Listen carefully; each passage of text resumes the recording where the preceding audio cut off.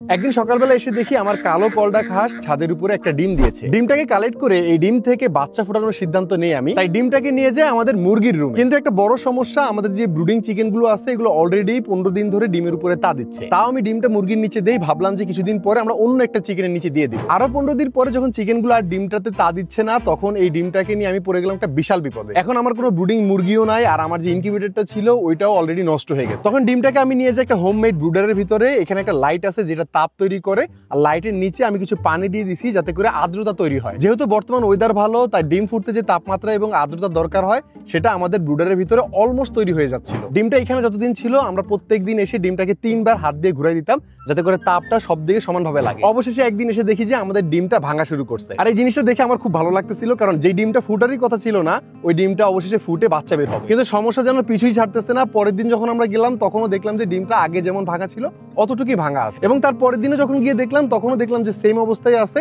যদিও বাচ্চাটা ভেতরে বেঁচে আছে কিন্তু ও ডিমটা ভাঙতে পারতেছে না। তখন আমি সিদ্ধান্ত নেই বাচ্চাটাকে বের হতে আমি সাহায্য করবো। আমি খুব আস্তে আস্তে ডিমের খোসাটা ভাঙি, আর আমি দেখলাম যে বাচ্চাটা ভেতরে সুস্থ আছে কিন্তু ও আটকায় গেছিল, এই জন্য বের হতে পারতেছিল না। এবং অবশেষে বাচ্চাটাকে সাকসেসফুলি আমি বের করতে পারি। বের করে ওর আগের জায়গায় আমি ওকে রেখে দেই, এবং পরের দিন সকালবেলা গিয়ে যখন চেক করি তখন দেখলাম যে ও চলাফেরা করতেছে আমাদের ছোট্ট একটা মুরগির বাচ্চার সাথে। এই যে বাচ্চাটাকে আমরা ছাদে নিয়ে আসছি, ওর বয়স এখন 5 থেকে 6 দিনের মতো। খুবই ছোট্ট সুন্দর একটা কলডাকের বাচ্চা। এখন দেখার পালায় বাচ্চাটা বড় হলে দেখতে কেমন হবে। এই বাচ্চাটা বড় হওয়ার ভিডিও যদি দেখতে চান তাহলে অবশ্যই কমেন্ট করে জানাবেন, আর এই ভিডিওটা কেমন লেগেছে সেটাও কমেন্ট করে জানাবেন।